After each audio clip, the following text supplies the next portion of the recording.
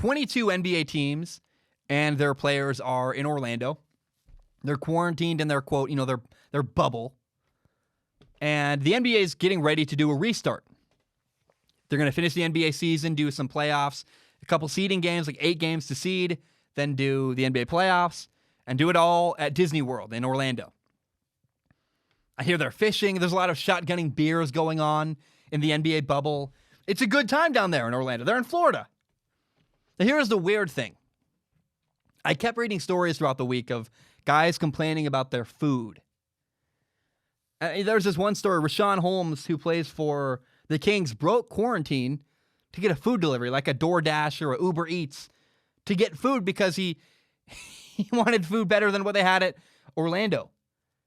And it's so weird. Because of getting a DoorDash delivery, he had to be quarantined for 10 days. He broke the NBA bubble quarantine to get a food delivery. And his mom was making fun of him on Twitter. His mom goes, "Am I in Florida?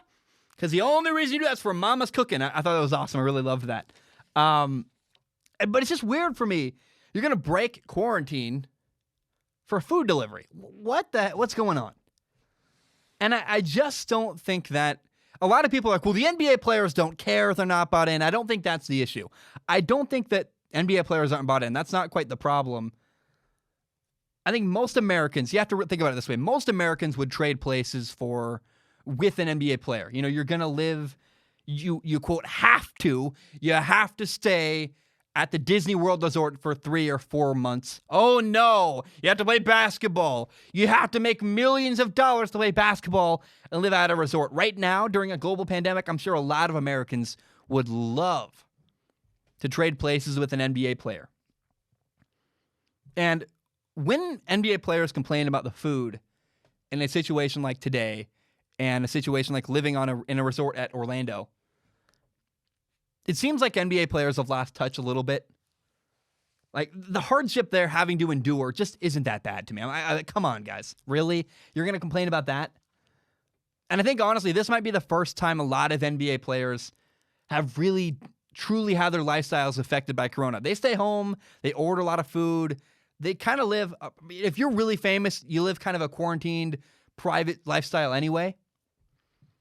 And the average salary in the NBA is so much higher even than the NFL, where an NBA player is really living a completely different, comfy lifestyle, much different than a normal American, and much better and different than a lot of even athletes in America. Money can buy you a lot of things. And I just get the impression these guys in the NBA haven't been told no in quite a while. And they want to live normally as if there's not a global pandemic going on, and that's just not reality. There is a global pandemic going on. You have to live a little bit differently because of that. And I get it. Nobody wants to deal with this. I don't want to wear a mask. In my state in Washington, you're forced to wear a mask. It's awful. I hate doing it. It doesn't really fit my face right. I stay inside a bunch. I miss going out. I'm going stir crazy. But these guys complaining about having to live in a resort, make millions of dollars and play basketball, I just have very little sympathy for them. Now, I really liked what Giannis said. He came out and said, he's like the leader of the NBA right now. It's LeBron and Giannis, and I think Giannis might win the NBA MVP.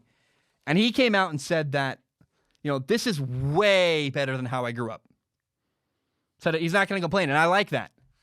When I was a kid, there was a school year of my life where we lived in a mobile home.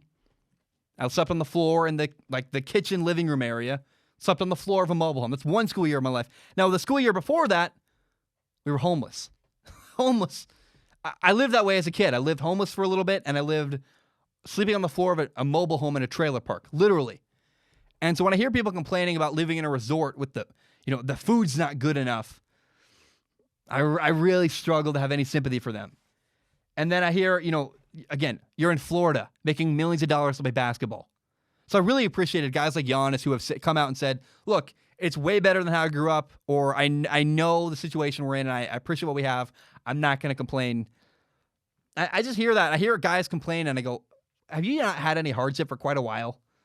When's the last time you really dealt with a tough situation and were told no? Now, there's another cool story, like Drew Holiday came out and said that he's going to donate his salary he's going to donate all his money to a positive source.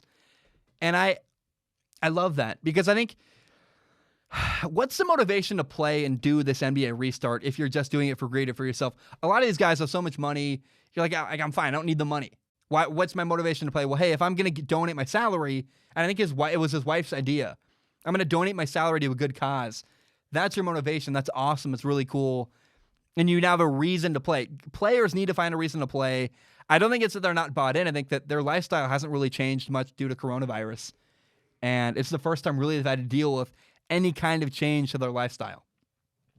But I understand, you get used to a certain lifestyle and adjusting is hard. But again, I'm just grateful for the guys who, like Giannis, who aren't complaining and are recognizing this is a wild situation and you might not have all the things you normally have, but the world is slightly different right now. And let's accept that. Let's lean into it and deal accordingly.